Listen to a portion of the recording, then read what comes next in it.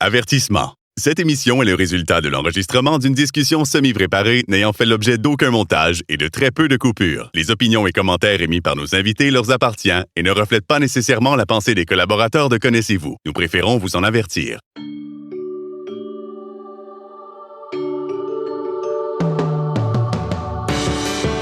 Connaissez-vous avec Martin Chouinard.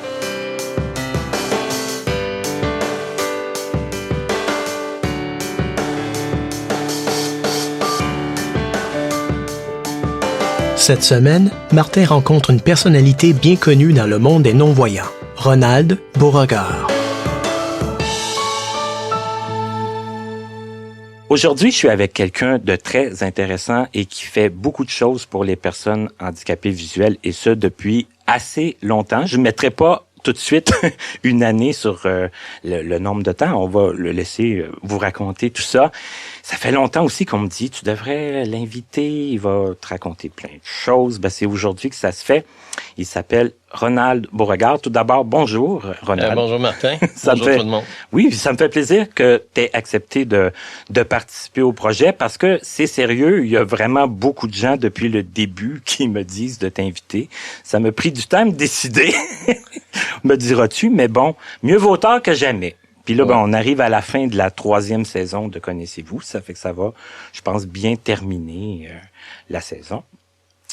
Alors, si on commençait, comme je le fais avec tous mes invités, à peu près au début de la vie, est-ce que tu es à l'aise de nous raconter à peu près vers quelle année tu es né, puis comment ça s'est passé au début?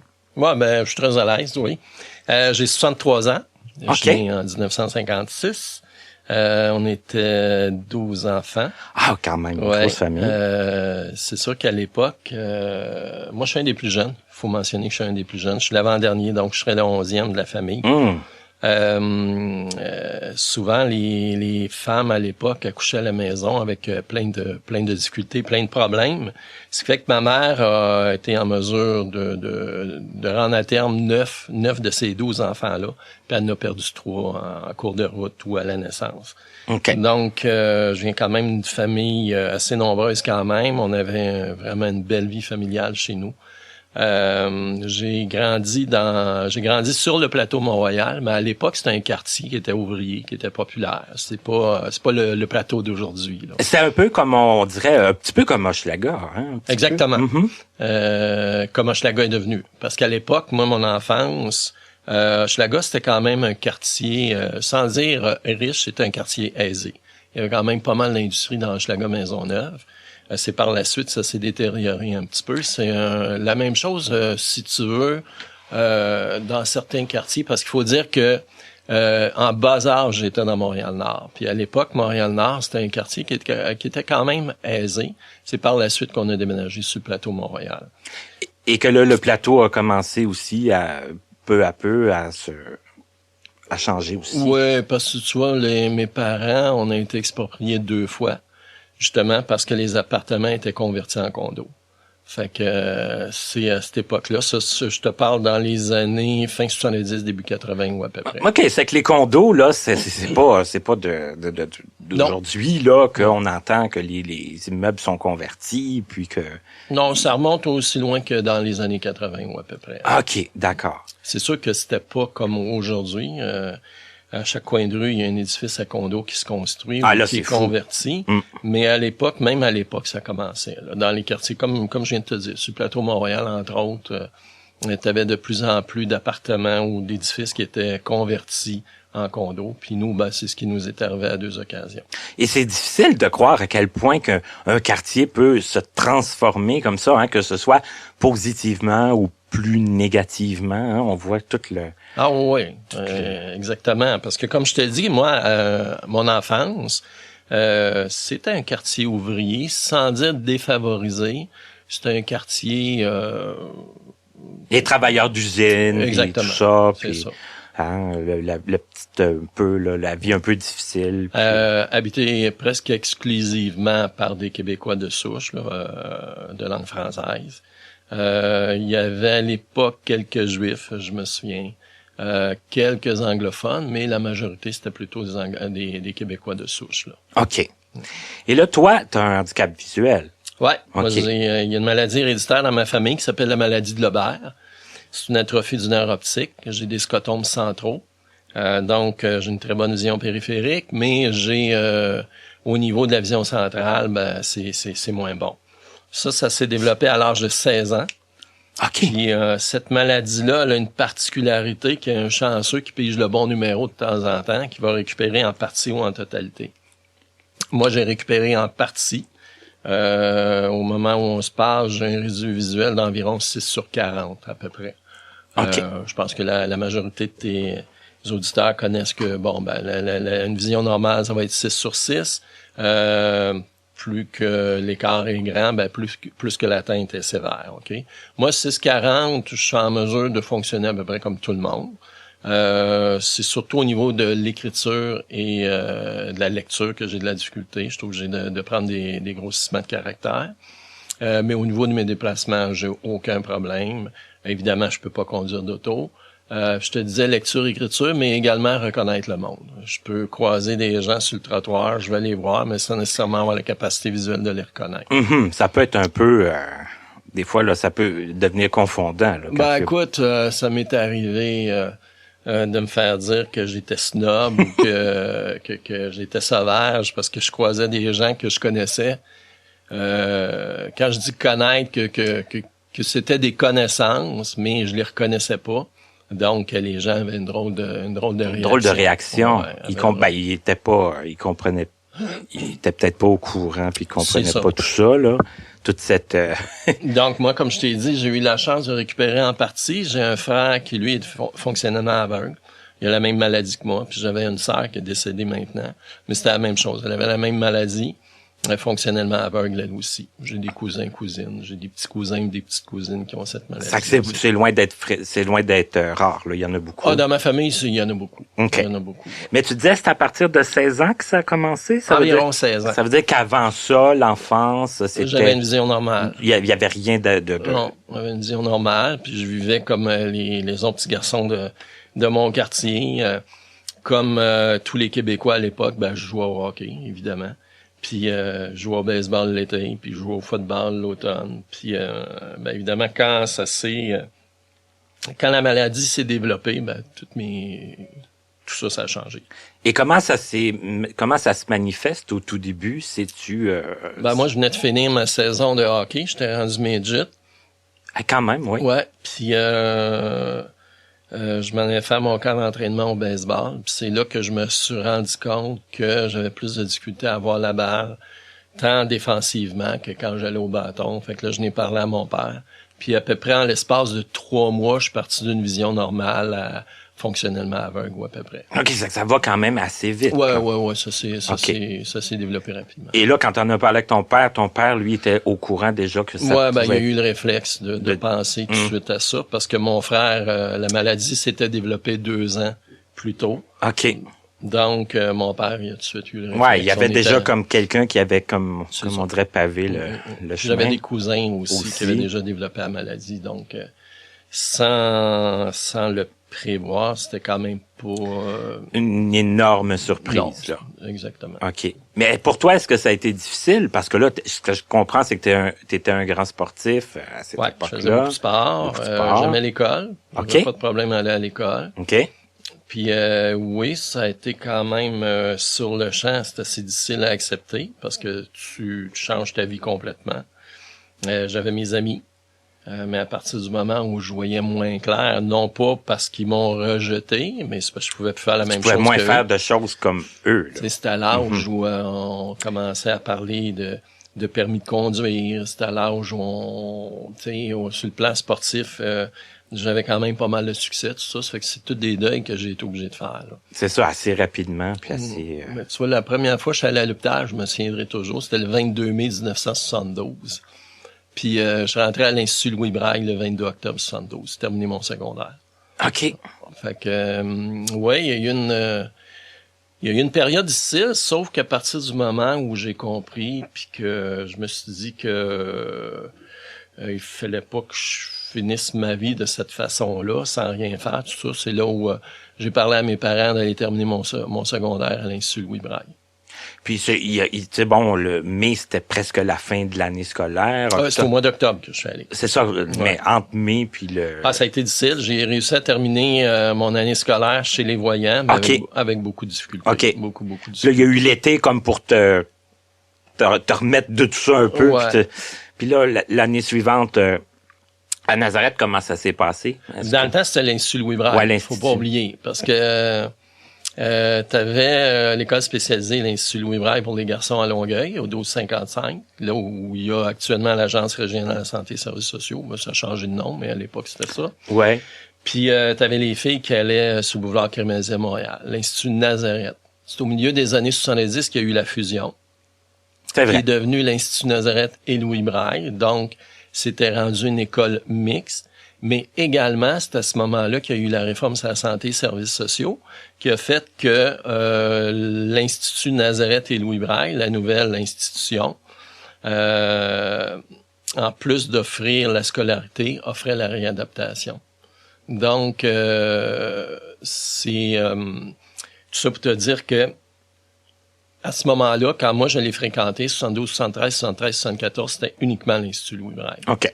Les filles étaient à part. C'est par la suite que ça a été, qu'il y a eu la fusion pour l'Institut Nazareth Louis Braille. OK. C'est que des réformes, des fusions, puis ça non plus, ça date pas d'aujourd'hui. Là. Non, même dans ça ce date temps-là. pas d'aujourd'hui. Non, pas du tout. Il y a eu du Ça mouvement. s'inscrivait dans le phénomène de la désinstitutionnalisation. C'est la même chose qui s'est passée partout un petit peu au Québec. On a sorti les personnes handicapées des différentes institutions pour les envoyer dans les milieux réguliers. À partir de ce moment-là, puis par la suite, les jeunes qui fréquentaient les écoles allaient plutôt à l'école de son quartier, puis on lui offrait tous les services qu'il avait besoin au niveau réadaptation, puis au niveau adaptation scolaire aussi. Donc, là, pour toi, comment ça s'est passé, ton arrivée? Comme je t'ai dit, quand je suis arrivé à l'Institut, j'étais fonctionnellement aveugle, j'ai appris le braille, que j'ai toujours gardé. OK. Pour moi, je trouve ça le fun. Puis j'ai appris le braille, j'ai terminé à l'époque, c'est pas vrai parce qu'à l'époque, il y avait le secondaire, il y avait la 12e année. De nos jours, il y a secondaire 1 à 5 qui se trouve à être une 11e année, mais à l'époque, il y avait 12e année. Fait que moi, j'ai fait ma 10e et 11e année à l'Institut Louis Braille. Puis, compte tenu que j'avais étudié chez les voyants auparavant, puis que j'avais complété avec l'Institut, il me manquait juste français et anglais pour avoir mon diplôme du secondaire. OK. Donc, je suis allé faire ça aux cours adultes, tout simplement. OK, d'accord. Tout en commençant à travailler, j'ai travaillé tout en complétant mon secondaire. Puis, mais ça a été pour moi quelque chose de très formateur. De passer à l'Institut Louis Braille, c'était quelque chose, malgré ce que je vivais, ça a été quelque chose de bien fun. Parce que là, bon, il y a le côté de continuer à apprendre, poursuivre ses études, son apprentissage, mais il y a aussi, j'imagine, l'aspect social, parce que là, on rencontre des gens qui sont dans notre réalité, tout ça. Exactement. Puis tu regardes à l'époque, je me souviens, on était entre 70 à 80 étudiants, qui fréquentaient l'Institut. Il y avait la fin du primaire à l'Institut Louis Braille, puis il y avait il y avait le secondaire. Donc, évidemment, je me suis fait des amis là-bas qui vivaient la même chose que moi. Tout était adapté, autant sur le plan scolaire que récréatif. C'était vraiment pensé et conçu pour des étudiants handicapés visuels. Puis moi qui aimais beaucoup le sport, j'en faisais beaucoup là-bas. C'est ça, parce il vous laissait quand même pas rien faire, là, il vous occupait. Oh non, on était très occupés. Très occupés. On se levait le matin, écoute, je me souviens pas exactement à quelle heure, probablement 6 heures, quelque chose du genre. Assez tôt, oui. Il y avait une période d'études obligatoire le matin, il y avait le petit déjeuner, après ça, on avait une récréation d'à peu près 3/4 d'heure. On allait en classe, puis là, dans l'avant-midi, il y avait toujours une autre récréation d'à peu près une demi-heure. Après le dîner de midi, c'est-à-dire midi et demi à 1h15 ou à peu près, on avait une longue période de récréation. Tout ça, c'était toujours du sport. Hein. C'était toujours dans le sport. Là. Quand je te dis récréation, c'est qu'on pratiquait beaucoup de sport. C'est ça vous donnait le temps de pratiquer des choses. Ah ça, ouais. C'est pas une récréation de 15 là-bas, minutes. ce qui était le fun, on avait une piscine intérieure. Oui, on au avait 1255. un grand oui. gym. Mm-hmm. L'hiver, on avait 2 patinoires pour à peu près 70 étudiants, là, oublie pas, là. Puis il y avait Mais ce qui veut dire qu'à peu près tout le monde patinait, là, tu sais, je veux dire. Ben, tous ceux qui aimaient le sport, évidemment, on avait tout ce qu'il faut. On avait une palette pour faire de la musculation, comme je t'ai dit, il y avait le gym, puis à l'institut, c'était vraiment axé études et sport. Vraiment, vraiment. Tu sais, quelqu'un qui aimait ça puis qui voulait se donner le moindrement, qui avait les capacités pour le faire, évidemment. C'était prévu pour ça, là. C'était planifié ouais, écoute, comme ça. On avait quelque chose comme 2h30 d'études obligatoires par jour, puis quelque chose comme 4 ou 5 heures d'activités récréatives sportives. Évidemment, il y en a d'autres qui préféraient faire autre chose que du sport, mais moi, j'étais dans la gang qui faisait C'est ça, on l'avait comme compris. Hein? Moi, c'est ce que j'aimais. Et là, bon, une fois parce que bon, tu disais le français-anglais, ça s'est fait aux adultes. Aux adultes. Une petite école, ça rue Jarry, ça s'appelait l'école Sainte-Croix.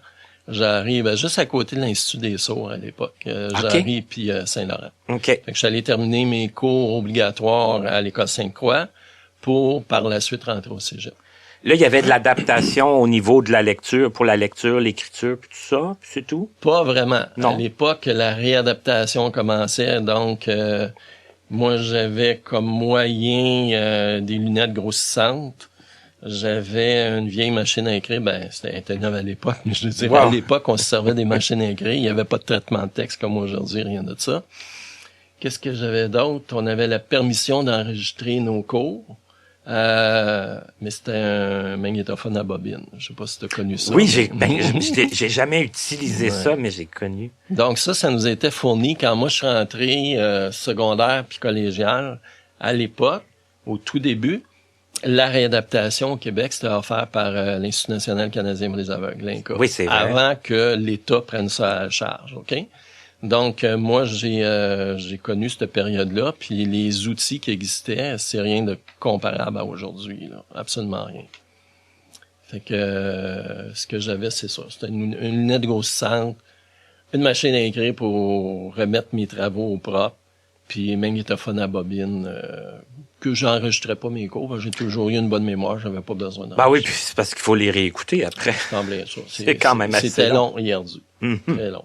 Mais au final, ça s'est quand même bien passé, je veux dire. Moi, ça a super bien été. Pas trop de mots de tête, pas trop de... Non, ça a bien été. C'est plutôt quand je suis rentré au cégep, a super bien été. Cégep, tu vois, je l'ai fait au cégep du Vieux, en sciences sociales. Ça aussi, ça me dit quelque chose, cégep du Vieux. C'est là que t'es allé. Oui. Moi, tu vois, j'ai connu l'ouverture du nouveau campus, parce que quand je suis rentré au cégep, je me souviens plus, je pense que c'était en 75, le cégep était réparti dans plusieurs édifices dans ce quartier-là. T'avais l'ancien Mont-Saint-Louis sur Sherbrooke. T'avais le pavillon des sciences actuelles de l'UQAM, au coin de Jeanne-Mance puis Sherbrooke. OK, c'était des locaux du cégep. Athénas-David. Tout ça, c'était des pavillons qui appartenaient au cégep du Vieux jusqu'à l'ouverture du campus qu'on connaît actuellement. OK, où ce qu'il est en ce moment, là? C'est ça, Ontario puis Sanguinette. OK. Moi, j'ai connu cette ouverture-là, l'ouverture du nouveau campus. C'est ça, j'ai fait mon cégep à cet endroit-là. Là, à ce moment-là, il commençait à y avoir un peu plus de réadaptation. OK. Offert par l'Institut. Dans le temps, on appelait ça Améo. Oui, mais quand je suis arrivé à l'Institut, moi, en 83, ça s'appelait encore comme ça. Ouais, aide mécanique, électronique et optique. Sauf que les gens, une méconnaissance probablement. Quand on parlait de l'Institut, on parlait d'Améo. Fait que le volet réadaptation, il faut bien se comprendre, pas le volet scolaire, là, mais le volet réadaptation, on parlait toujours d'Améo. Fait que tu allais chercher tes services de basse vision, dans mon cas, c'était les services de BV, ou au niveau de la lecture de l'écriture, ou encore l'orientation mobilité. OK. Et qu'est-ce qui t'avait décidé pour la science sociale, les sciences sociales? Je t'avoue sincèrement que je m'en souviens pas. Puis il y avait pas nécessairement de raison, je pense. Je sais pas. Je pourrais pas te dire. Mais est-ce qu'il y avait, admettons, je sais que la question peut vraiment paraître bête, là, mais il y en a peut-être une par émission. Pas avoir eu de problème de vision, est-ce que ça aurait été quoi? J'ai pas d'idée. Non? Je peux pas te dire. OK. Non, j'ai pas d'idée. Je savais que ça me conduirait au droit. Parce qu'une fois que j'ai eu terminé mon cégep, j'ai été admis en droit à Sherbrooke. Mais c'est là où mes problèmes visuels ont vraiment ressorti. Parce que le droit, pour ceux qui connaissent un peu ou qui ont étudié en droit, ça demande beaucoup de lecture. C'est beaucoup, ça, là. beaucoup. Là, c'est interminable. Puis là, ben, on se réfère dans les années 77, OK? Quand je suis rentré à Sherbrooke en droit, si je me souviens bien, 13, 14, 15, 16, 17, ouais. En 77, je suis rentré en droit. Il y avait beaucoup trop de lecture. Puis moi, la vision que j'ai une lecture d'environ 80 mots minute, OK? Un lecteur moyen va lire facilement un 300 mots minute. OK. Écoute, je rentrais, j'avais mes cours, je me souviens de 9h à midi. Puis je mangeais vite, j'allais à la bibliothèque à midi et demi, mettons. Je ressortais de là à 8-9 heures le soir, puis j'avais pas lu le quart ou la moitié de ce qu'il fallait lire. Fait que à ce moment-là, parce qu'il n'y avait pas les moyens d'aujourd'hui, il faut pas oublier, là. De nos jours, avec le web, avec les bibliothèques virtuelles, avec les synthèses vocales, puis tout ça, c'est beaucoup plus facile. Je le pense, en tout cas. Mais à l'époque... J'ai reçu quelques personnes qui ont étudié en droit et c'est ce qu'ils me disent. C'est que c'est plus facile, qu'il y a beaucoup de choses qui se trouvent sur le net. Là, évidemment, tu peux les lire... Soit avec la synthèse. Oui. Tu sais, si tu lis avec la synthèse un 500-600 mots minute... À la vitesse que tu veux. Puis, tu sais, en réalité, c'est d'aller chercher l'essentiel de ce que tu vas lire. C'est ça qui compte. Puis là où tu as besoin de plus de concentration, tu vas réduire la vitesse. Mais quand tu lis 80 mots minute, que tu n'as aucun autre moyen pour t'aider, ben c'est pas facile. Tu sais, j'ai connu à l'époque des amis qui, pour différentes raisons, avaient réussi à se trouver des lecteurs bénévoles ou encore engageaient les services de lecteurs ou quoi que ce soit. Mais moi, j'avais pas les moyens financiers de faire ça. Puis à l'époque, il y avait la magnétothèque, mais qui réussissait pas à répondre à toutes ces demandes-là, vues et voix maintenant. Là. Oui. À l'époque, ça s'appelait la magnétothèque. Donc, oui, puis qui enregistrait des livres scolaires dans ce temps-là. Mais ça réussissait pas à suivre. Là, il n'avait trop. Ouais, il y en avait trop. Puis tu sais, c'est parce que je recevais le plan de cours en début de session. Fait que moi, il a fallu que j'aille mes livres maintenant, là, à ce moment-là. Puis c'était pas possible. Donc, c'est sûr que là, ça m'a amené à un certain découragement. J'ai réussi à faire une session, mais j'ai quitté en me disant non, regarde, je serais pas capable parce que ça demandait beaucoup. Le rythme est trop... Non, c'était trop demandant. Comme je te disais, compte tenu des moyens qu'il y avait à l'époque, de nos jours, je pense que je serais capable, j'aurais été capable. Mais à l'époque, c'était trop difficile, ça demandait trop. Et ça a été quoi le plan B? Est-ce que... Le plan B, ben, je me suis en allé en sociaux. OK. J'ai fait par cumul sociaux, administration. Puis, cumul, ça, c'est université? À l'université, c'est ça. J'ai fait des certificats. Qui m'a amené à aller travailler par la suite. J'ai eu une cafétéria pendant 5 ans. Okay. Ouais. Mais comme toute jeune personne, j'aspirais à me réaliser sur le plan professionnel de cette façon-là. C'était très demandant. J'arrivais le matin, j'avais suivi des cours en administration, comme je t'ai dit, un petit peu en cuisine aussi. Donc, je réussissais quand même à suivre le personnel puis de pouvoir me faire une bonne idée. C'était la cafétéria qui était située dans l'édifice de l'Agence de revenus du Canada. C'est René Lévesque puis Jeanne Mance. Ah bon, OK. Ceux qui connaissent. À l'époque, je dis j'avais une cafétéria. C'est que je travaillais pour Servibec. À l'époque, c'était CareerPlan. Cette compagnie-là engageait beaucoup d'handicapés visuels. OK? Dans la mesure du possible, il y avait un service de cantine mobile sur les étages, des gros édifices, puis il y avait toujours la cafétéria. OK, puis eux étaient ouverts déjà là à engager des personnes avec une c'était une filiale de l'INCA. OK. Servibec, CareerPlan à l'époque, qui était pan-canadien, OK, CareerPlan. C'était une branche de l'INCA, donc il était très sensibilisé à la cause des handicapés visuels, engageait des handicapés visuels. Écoute, j'ai connu des gens qui ont travaillé soit sur les cantines mobiles ou encore dans des tabagies qui étaient tenus par des personnes handicapées visuelles, soit Cité Totale ou Basse Vision. OK. Puis moi, au fil des ans, je suis devenu gérant. J'ai été gérant 3 ans, mais c'était très exigeant, très. Je rentrais le matin vers 5h30. Je donnais un coup de main au cuisinier, je donnais un coup de main à monter les comptoirs. Puis souvent, je sortais de là le soir, il était 6h, 6h30. C'est qu'il faut être partout, puis il faut, Exactement. faut voir à tout, là. Puis j'amenais du travail les fins de semaine à la maison pour les inventaires, les commandes. Et je travaillais des 60-70 heures. Ça fait que c'était beaucoup trop demandant. S'il manquait un employé, ben, j'étais obligé de le remplacer, autant dans la cuisine que dans la vaisselle, que... Encore là, partout. Un peu partout. Donc, j'ai fait ça à peu près 5 ans. Puis, à un moment donné, il y a eu le poste de directeur général qui s'est ouvert au RAM. Dans le temps, ça s'appelait RAC Section Montréal. Ah oui, c'est que tu as été directeur général. Ouais, j'ai été là aussi. de 84 à 89. Ah ben tiens. Puis, c'est moi, à l'époque, qui ai réussi à aller chercher tout le plan d'adaptation du réseau de transport en commun. L'annonce verbale des stations de métro, l'adaptation des quais. Même à l'époque, on parlait de bloquer les ouvertures entre les wagons. Là, maintenant, Ben oui. avec le nouveau...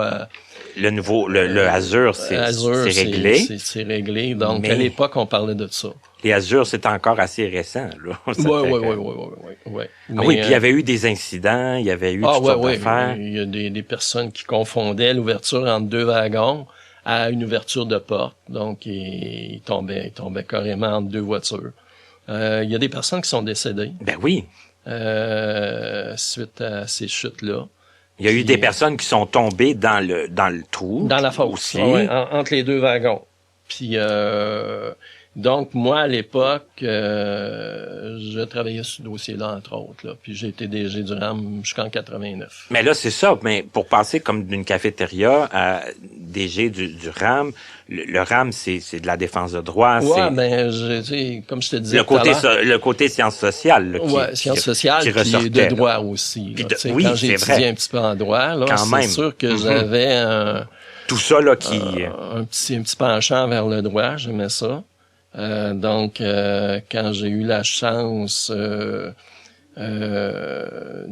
d'aller travailler au RAM, c'est sûr que ça a été pour moi une période, là encore une fois, très enrichissante et très très instructive pour moi.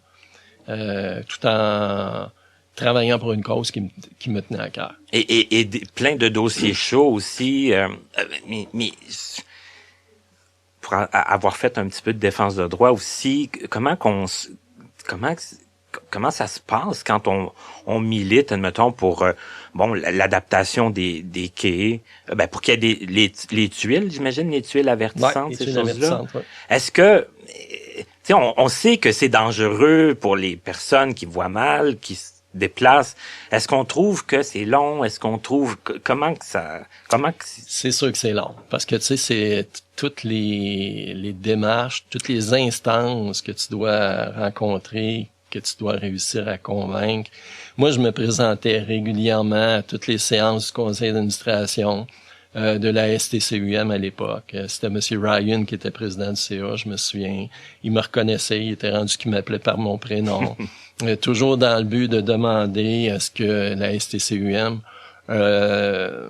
adopte le plan justement d'adaptation des stations de métro. Donc, comme tu peux voir, c'est quelque chose qui date d'il y a 30-35 ans ou à peu près. Là. Déjà là, les revendications étaient là. Et c'est ça. C'est que là, on souhaite que ça bouge, et ça a bougé. Ça a avancé. Oui, on l'a eu, les annonces vocales des stations, on l'a eu aussi. Ouais. Ça a toujours... C'est sûr que c'est long. Ça prend du temps à changer les mentalités, des habitudes, puis réussir à convaincre les gens.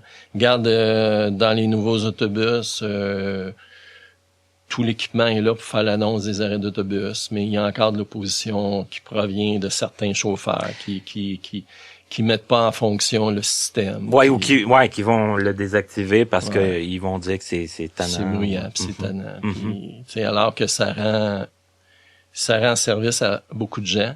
On pense pas uniquement juste aux handicapés visuels, on peut penser aux personnes qui ont des atteintes cognitives, on peut penser aux touristes, des jeunes qui vont utiliser l'autobus pour se rendre à l'école, qui sont pas trop sûrs, tu sais, en plus bas âge. Donc, tu sais, ça servirait à beaucoup de personnes dans la population en général. Au nombre de fois que j'entends, tu sais, des gens demander aux chauffeurs c'est où telle rue, pouvez-vous m'avertir, puis qui ont pas de handicap, là. Ah ouais, exactement. C'est sûr et certain que ça peut être pratique, ça peut être utile, ce serait pas là juste pour... Ben, c'est pour te dire que même à l'époque, on travaillait là-dessus.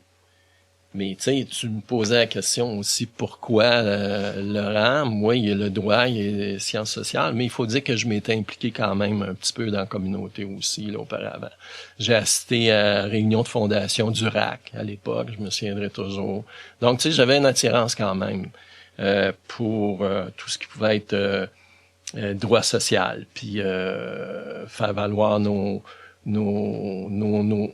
intérêts, nos droits là, comme communauté handicapée visuelle. Et là, après, en 89, ça s'est terminé, le DG? Ouais.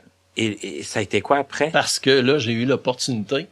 J'ai siégé sur différents comités, OK? Entre autres, le comité d'admissibilité au transport adapté.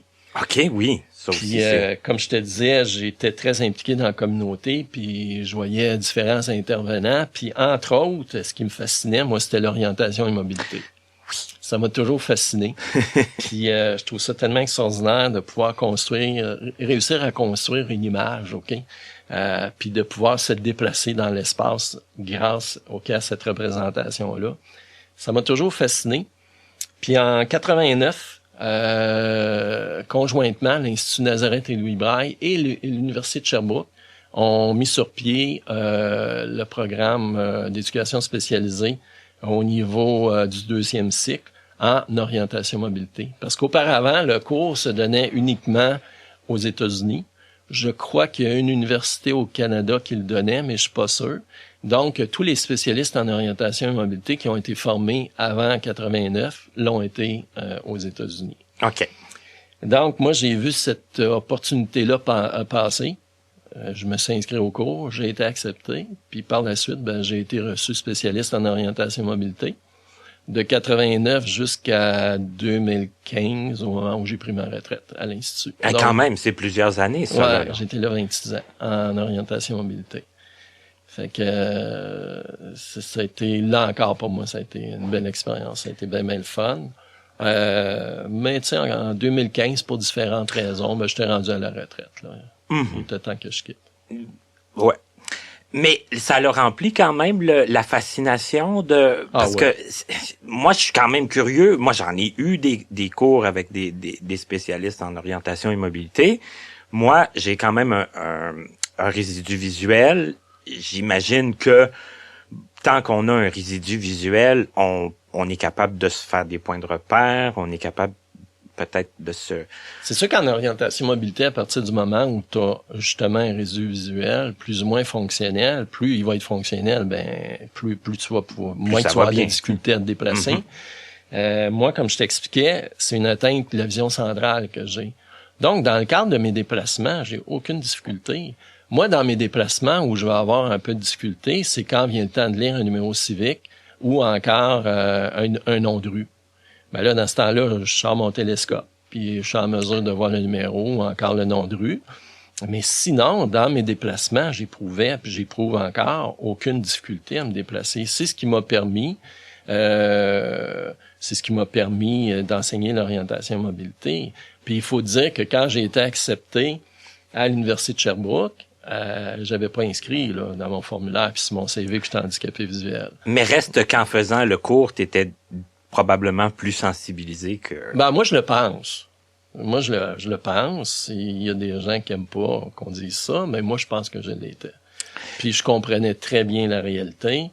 Puis moi-même, éprouvant des difficultés visuelles, j'étais en mesure peut-être de mettre dans la peau de certains individus qui Mais quand venait le temps de travailler avec quelqu'un qui avait zéro pourcentage de vision, est-ce que c'est compliqué pour toi et pour cette personne-là de dire, oui, c'est possible de partir du point A, de sortir, de trouver la rue, de la traverser, à cause de ma déficience visuelle ou à cause de la matière en tant que telle? À cause de la matière en tant que telle, parce que... moi, j'avais beaucoup de facilité. OK. J'avais beaucoup de facilité dans mon travail, mais vraiment beaucoup de facilité.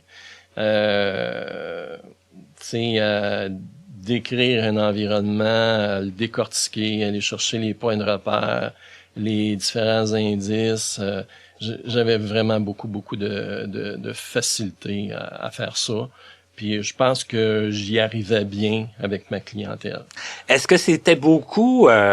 toi, tu travaillais-tu plus avec les enfants? Je travaillais surtout avec secondaire, collégial, universitaire. Okay. C'est sûr que j'avais une belle clientèle. Une clientèle curieuse, une clientèle active, intelligente.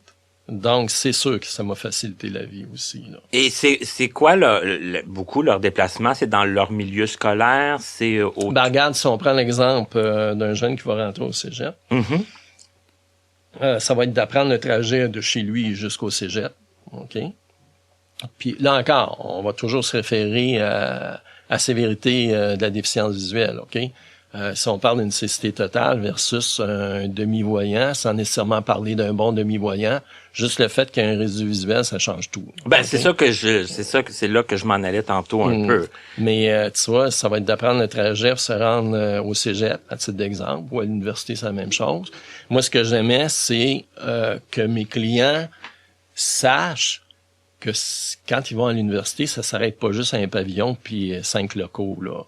Moi, je m'organisais qu'il y ait une bonne vue d'ensemble, OK, du campus, une très bonne vue, OK, sans nécessairement la connaître par cœur, mais qu'il y ait une bonne vue. S'il va aller à la cafétéria, s'il va aller au... Mais qu'il sache que l'Université de Montréal, à titre d'exemple, c'est pas juste un pavillon.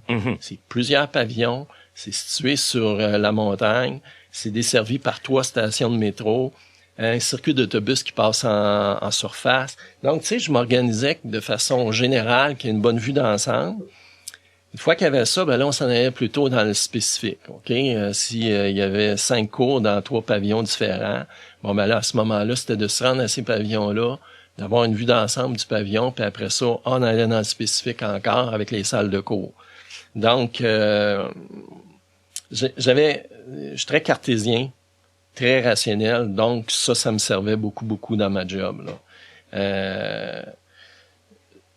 Puis je pense que je le rendais bien aussi. Quand je dis je pense, je suis pas mal certain. Ben, j'imagine que de toute façon, et ça change rien, peu importe avec qui la personne travaille, si elle a des problèmes, elle te rappelle, vous refaites le trajet. Exactement, vous faites, c'est ce qu'on faisait. C'est ça. De toute façon, je m'assurais toujours avant que la personne le fasse seule, que c'était vraiment acquis, là. Je m'assurais que ça soit acquis. Et c'est quoi le plus difficile dans ce travail-là? En orientation mobilité? Moi, je t'avoue que c'est peut-être de nature, c'est peut-être ma nature, je sais pas, mais je trouvais pas ça nécessairement difficile en tant que tel. Ou peut-être que ce que je trouvais le plus difficile, c'était souvent l'attitude, le comportement du public en général. Envers les gens avec qui tu travaillais? Oui. Dans le sens que s'ils se déplacent dans un endroit public ou sur le trottoir, de façon générale, la population fait pas attention. Ils vont frapper accidentellement une personne handicapée visuelle, ils vont piler sa canne ou... oui, OK, accidentellement. Oui, accidentellement. Okay. Juste pour écœurer, là. Non, pas volontairement. Je devrais dire involontairement, OK? C'est tout simplement qu'ils regardaient pas où ils allaient. OK. Puis ils rentrent dans la canne, ils brisent la canne. J'ai déjà eu des clients qui se sont fait briser leur canne là, parce que la personne regardait pas comme il faut où elle s'en allait, marcher sa canne, puis tu sais, des choses comme... Moi, je te dirais que ce que je trouvais difficile dans ma job, c'était de dealer justement avec la population générale. Pas avec mon client. C'est pas de faire passer certaines choses, certaines règles. Non, ça, je te dis, j'avais vraiment... Ça allait. Ça allait vraiment bien. C'était pas avec ma discipline que j'avais de la difficulté. Ma discipline professionnelle, c'était plutôt au niveau de la population en général, comme je t'ai dit, qui regarde pas où ils marchent.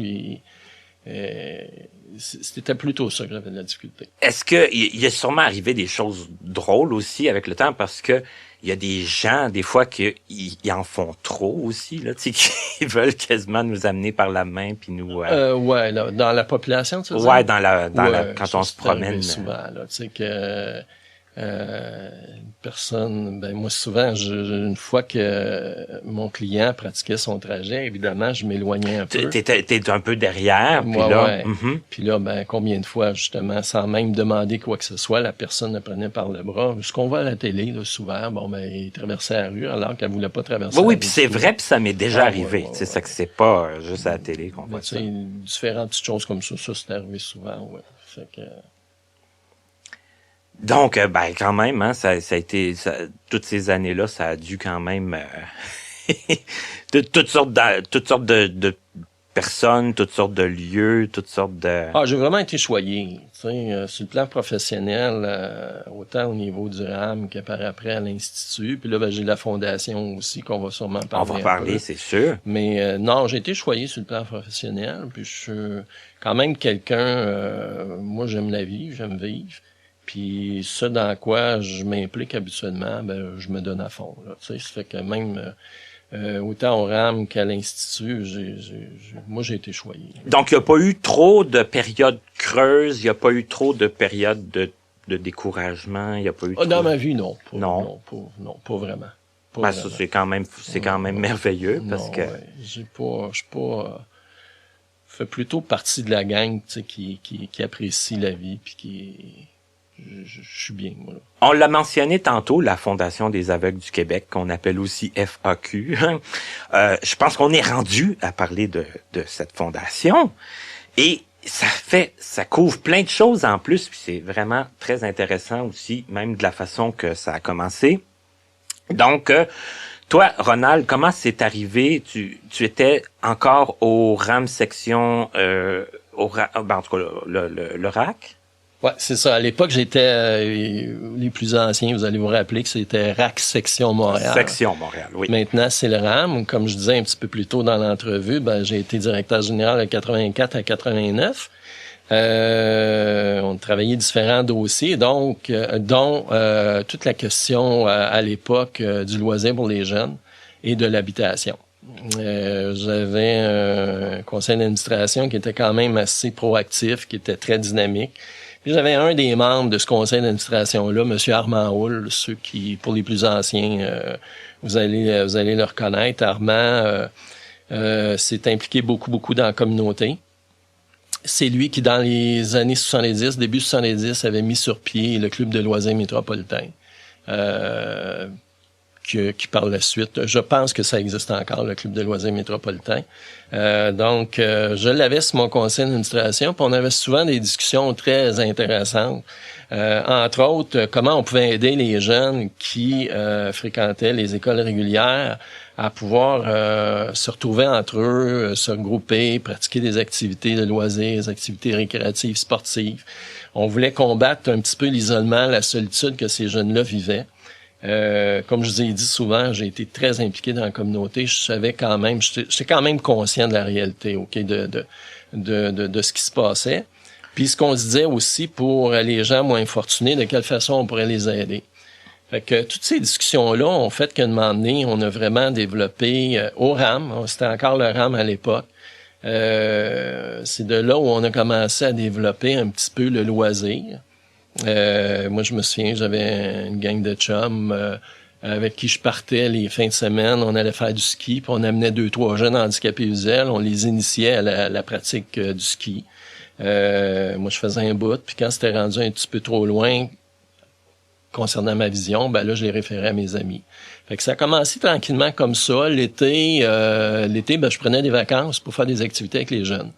Encore une fois, avec mon groupe d'amis, il y avait...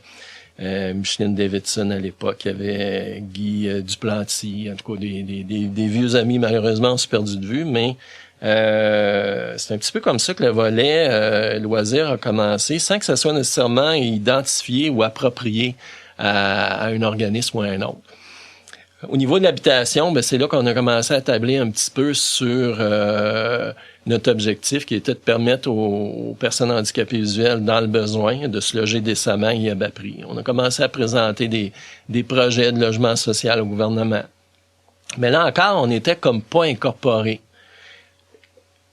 Un moment donné, en faisant du ski sur une piste dans les Laurentides, un monsieur fasciné par ce qu'on faisait avec nos jeunes, qui s'en vient nous parler, c'était un monsieur avocat. Malheureusement, j'ai oublié son nom. Ça va peut-être me revenir avant la fin de l'entrevue, mais qui nous a sensibilisés à tout le risque qu'on prenait en pratiquant une activité sportive comme le ski.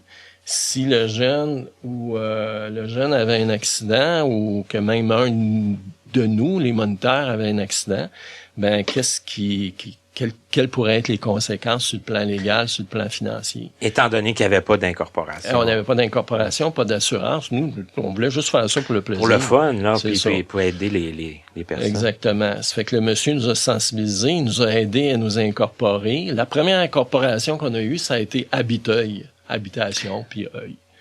Oui. Puis ça, c'était le volet habitation en tant que tel. Après ça, le volet sportif, c'était sport et loisirs passe-partout. Ça, c'est notre deuxième incorporation. Puis là, on s'est dit, ça nous prendrait une incorporation qui va venir chapeauter tout ça, qui va faire de la levée de fonds, qui va faire de la prévention, de la sensibilisation. C'est de là où on a eu l'idée d'incorporer le nom de Fondation des aveugles du Québec. OK. Ça s'est fait en 91.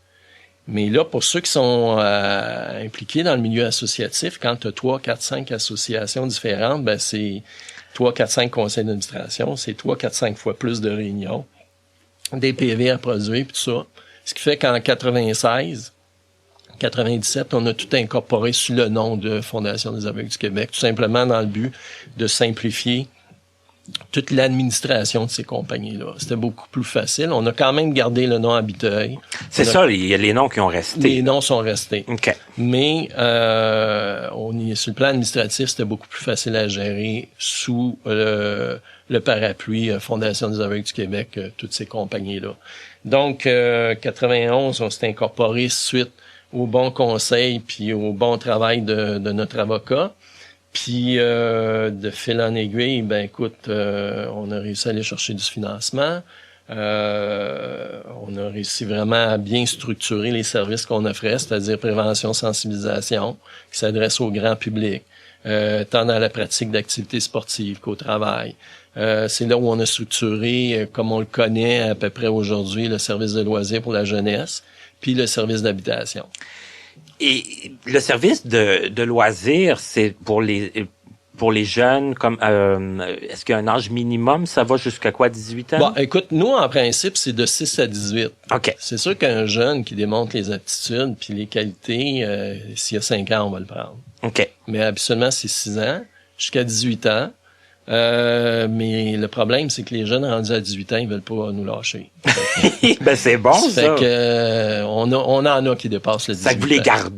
Ils sont pas expulsés. Ben non, on les garde quand même. On les réfère à la SAM, on les réfère à la SAC. À d'autres organismes. Mais s'ils veulent rester, bon, on va les garder. Et comment ils font leur entrée? Est-ce que c'est par les écoles? Ouais, ben souvent, il y a les services de professeurs conseils. Dans le temps, on les appelait les itinérants. Oui, Mais les profs itinérants oui. qui nous en réfèrent beaucoup. Okay. Autant le service de prof conseil de Jacques Ouellette que la CSDM, que la Commission scolaire anglophone de Montréal, Marguerite Bourgeois, Pointe-de-l'Île. Donc, souvent, ils vont nous référer. Puis après ça, ben, il y a du bouche à oreille. On est très actifs sur les réseaux sociaux, site web, Facebook, Twitter. Donc, là encore, on se fait connaître. Souvent, si les familles de ces jeunes-là ont pas nécessairement accès à des services de réadaptation ou d'adaptation scolaire, mais qui nous entendent sur les réseaux. Comme tu sais, Martin, c'est super facile de nos jours. Tu pitonnes aveugle, puis t'as un loisir aveugle ou quoi que ce soit, puis là, tu vas avoir une liste qui va te sortir. Donc, c'est sûr. De nos jours, c'est plus facile de trouver de l'information. Hein? À l'époque, si on recule même en 1980, même fin des années 90, c'était déjà moins facile. Ouais. Mais c'est ça. De nos jours, donc, il y a beaucoup de bouche-à-oreille. Il y a les intervenants, comme je te disais, dans le domaine scolaire. Il y a les intervenants au niveau réadaptation. On parlait tout à l'heure de l'Institut Nazareth-Louis-Braille, il nous en réfère. L'ancien Montreal Association, maintenant le McKay. MEB Mackay, et donc nous en réfère aussi. On a même des références du bouclier. Donc, tu sais, ça se parle beaucoup quand même dans la communauté, là. Et comment ça se passe? Parce que je sais aussi un petit peu pour en avoir entendu parler, puis par expérience, que des fois, faut faire le premier pas, c'est gênant, tout ça. Est-ce que les jeunes, quand ils arrivent, sont gênés ou s'ils sont déjà assez... Moi, je te dirais, d'ailleurs, je t'invite un bon samedi si ça te tente, là. On a une équipe de moniteurs, monitrices assez extraordinaires, OK, qui sont en mesure de prendre en charge les jeunes, justement de les dégêner, de leur faire prendre une belle place, de s'amuser, de rire. On a vraiment une belle équipe là en place, là, avec Steve qui est le directeur du service des loisirs, ou encore Alexandre qui est son bras droit. On a vraiment une belle gang qui accueille bien ces jeunes-là, là. C'est extraordinaire. C'est parce que c'est important, hein, aussi. Ben oui. L'estime de soi. Oui, c'est ça. L'aspect sportif, l'aspect de bouger est important, mais l'aspect social, l'aspect ouais, puis inclusion. de pouvoir, comment je pourrais dire, prendre conscience des capacités que tu peux avoir, OK? De pas focuser juste sur la déficience visuelle, mais également sur ce que tu peux faire. Donc, c'est sûr que c'est très valorisant. Il y a des jeunes qui ont commencé avec nous il y a 10, 15, 20 ans, que je suis convaincu qu'on a influencé le restant de leur vie sur le plan professionnel, sur le plan sportif, sur le plan social, la place qu'ils peuvent prendre dans notre société. Ben, tu parlais de moniteurs. Il y en a beaucoup qui m'ont dit qu'ils avaient fait ça. Tu sais, qui ont été moniteurs. Ben oui. Et ça semble avoir, eux autres, tu sais, c'est une expérience de travail, c'est une expérience de vie. Tout le monde, moi, m'en a parlé de façon très positive. Ça fait que je suis convaincu que ça fait beaucoup de bien, puis que ça l'aide l'intégration puis l'inclusion. J'en suis convaincu. Mm-hmm. J'en suis sûr. Pour ce qui est de l'aspect habitation, comment ça se passe? Quelqu'un qui voudrait, admettons, parce que, bon, j'imagine qu'il y a des listes d'attente, j'imagine que on rentre pas ici comme on veut, là. Non. Là encore, il y a beaucoup de bouche à oreille qui se fait. OK. De la part de la réadaptation, de la part de la scolarisation. Donc, on a des références d'un peu partout. Il y a toujours les réseaux sociaux où les gens peuvent nous contacter. Puis de la façon que ça se passe, ben, tu t'inscris sur une liste de demandeurs. Si je dis demandeur plutôt qu'attente, c'est tout simplement que ça te donne pas une priorité parce que tu t'es inscrit il y a 3, 4, 5 ans. On a une grille d'évaluation qui tient compte de différentes choses. Surpeuplement dans un appartement. Si vous êtes 5 à vivre dans un toit et demi, on en tient compte. La dangerosité de ton quartier. On a déjà accepté des personnes dans nos édifices parce que là où ils vivaient, il y avait beaucoup de violence dans leur quartier. OK. Des gens qui ont des incapacités associées. C'est comme ici, on a des personnes sourdes aveugles, on a des personnes à mobilité réduite. Déficience intellectuelle légère. Donc, tu sais, il va y avoir les incapacités associées qui vont rendre leur intégration encore plus difficile. Donc, en les accueillant ici, on leur facilite la vie. Donc, on n'est pas bêtement sur une liste d'attente. Là, notre situation va être évaluée, puis il y a des critères là qui peuvent venir, j'allais dire, jouer en notre faveur. Je sais pas si je peux dire ça comme ça. Ouais, on a déjà accueilli des personnes handicapées visuelles, ça existe, qui sont itinérants. On a accueilli 2, 3. Donc, c'est sûr qu'il y a des critères qui vont te permettre de demander d'être priorisé par rapport à un autre. Il y a toute la condition économique, évidemment. Ben oui, j'allais poser la question. Est-ce que je veux pas embarquer dans le cliché là, mais est-ce que ceux qui habitent ici, il faut avoir un revenu assez bas ou inférieur à Mylène pourra me corriger, ma collègue. Je pense que c'est rendu inférieur à 27 000 par année pour une famille ou 25 000 pour un individu. OK. Quand tu dis qu'à Montréal, te loger un petit toit et demi va te coûter facilement 700, 800 $, 900 $. Ah, il y a plus grand-chose en bas de ça, là. Nos logements sont d'autant plus importants, surtout dans la crise du logement qu'on vit actuellement. puis qu'on vit quasiment, on en entend parler souvent maintenant. Hein? C'est fou. Ça fait que...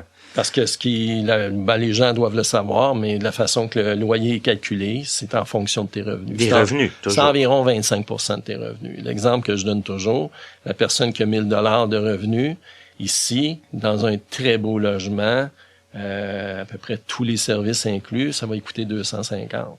Le même appartement sur le marché, oublie ça, là, ça va coûter 750, 800, 900 $. Là, c'est ça, exactement. Et là, on disait, les gens s'inscrivent, tout ça. Est-ce qu'ils ont le choix parce que vous avez plusieurs immeubles, est-ce qu'ils ont le choix de l'immeuble selon un peu le quartier? Ils nous le demandent. Ils nous le demandent. Évidemment que quand il y a un appartement qui se libère à cause de déménagement ou toute autre raison, on va toujours le référer. Leur proposer. C'est ça. Au candidat, on va toujours le proposer au candidat qui nous semble le plus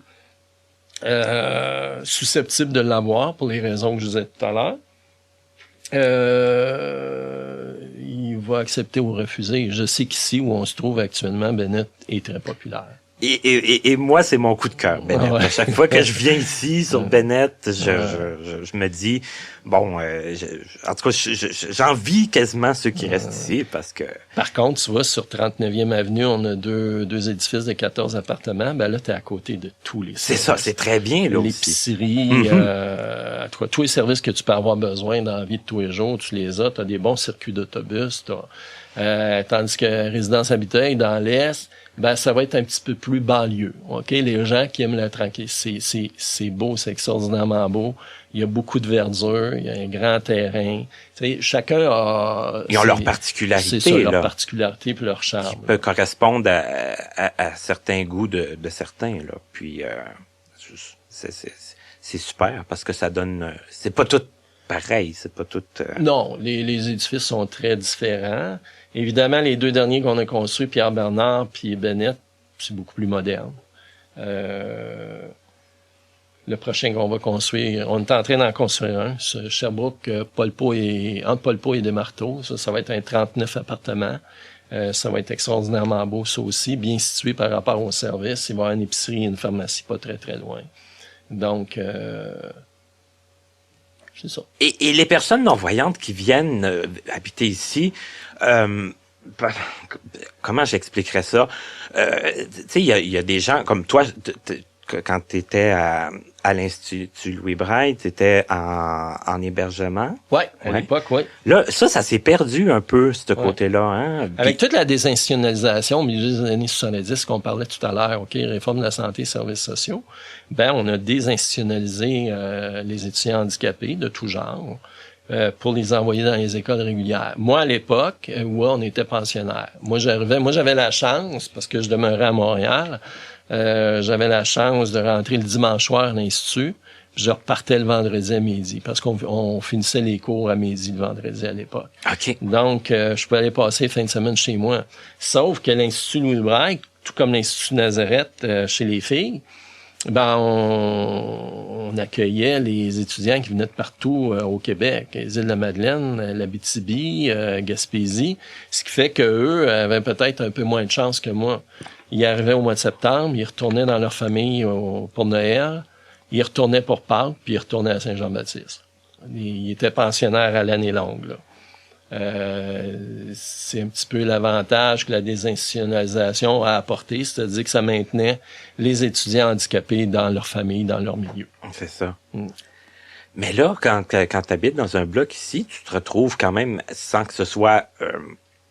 bon, c'est chacun dans son appartement, mais quand même avec des gens qui vivent les mêmes choses que nous, pas loin. Ça fait comme un petit village.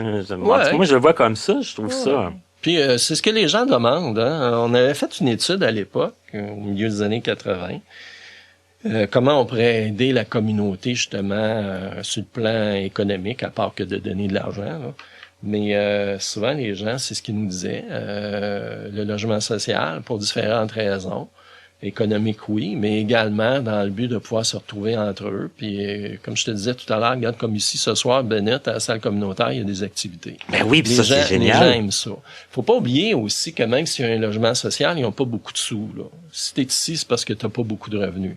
Donc, souvent, tes seuls revenus, pas tes seuls revenus, mais les seules activités que tu vas avoir, ils vont se dérouler ici dans la salle communautaire.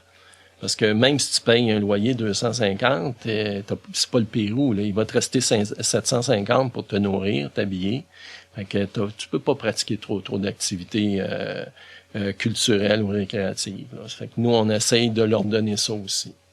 Puis la Fondation des aveugles, vous faites plein d'activités justement pour ramasser des sous. C'est souvent très intéressant, hein? Vous faites plein de choses. Ouais, on a toute la levée de fonds corporative. On s'adresse à différentes corporations. On a une salle de téléphonie qui recueille des dons, mais également qui produit des spectacles, Humour aveugle. Donc ça, c'est une autre source de financement. Évidemment, on recueille les dons par courrier, réseaux sociaux.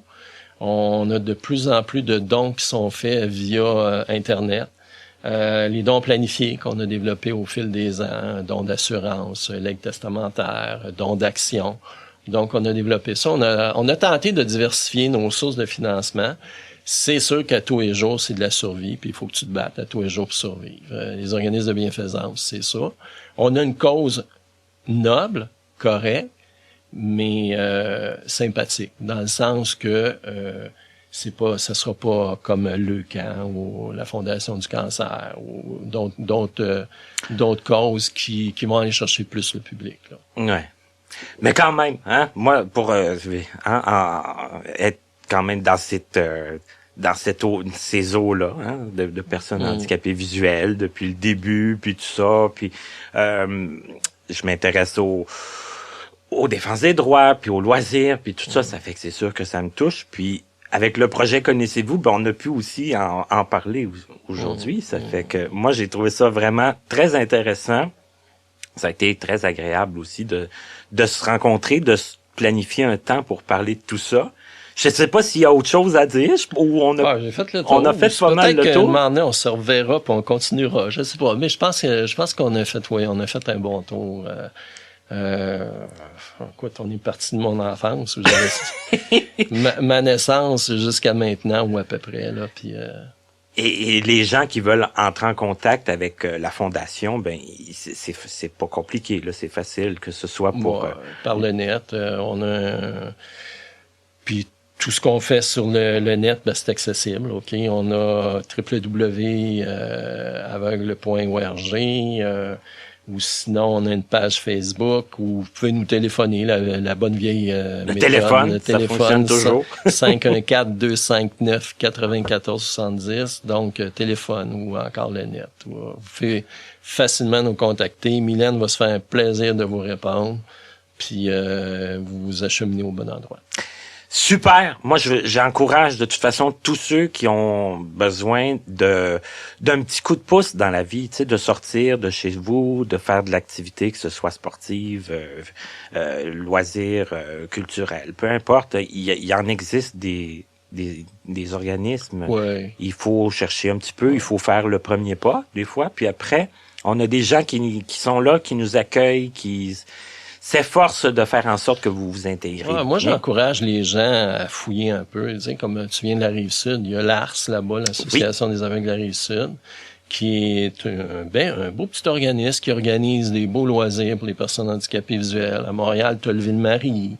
Tu sais, il y en a des choses à faire. Ah oui, pour les sports, il y a la SAM aussi. Il y a la SAM, la SAC, ceux qui veulent aller un petit peu plus dans les compétitions. Dans les compétitifs. Il y a quand même plein de... Il y a la Fondation de l'Inca qui est plutôt techno.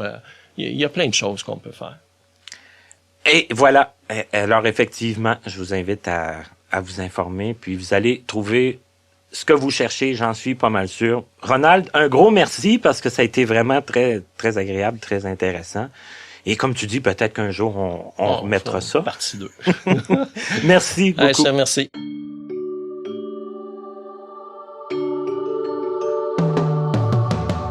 Vous venez d'écouter Connaissez-vous avec Martin Chouinard. Présentateur, Stéphane Pilon, en collaboration avec Papillon Sonic. Voix du générique, Joel Pucci. Notre site web est toujours disponible au www.martinchouinard.com. Notre adresse courriel est connaissez-vous2017@gmail.com sans tiret. Nous attendons vos commentaires et suggestions. Un immense merci à la compagnie Point par Point Incorporée, l'Association des aveugles de la Rive-Sud, AARS, ainsi qu'au Regroupement des aveugles et amblyopes du Montréal métropolitain, RAAMM, de nous prêter gracieusement leurs locaux pour l'enregistrement de certaines de nos émissions. À notre prochaine émission. La semaine prochaine, Martin vous propose un bilan de la présente saison et s'entretiendra par téléphone avec 4 invités qui reviendront vous donner de leurs nouvelles. Vive le confinement! À notre rendez-vous du 15 mai.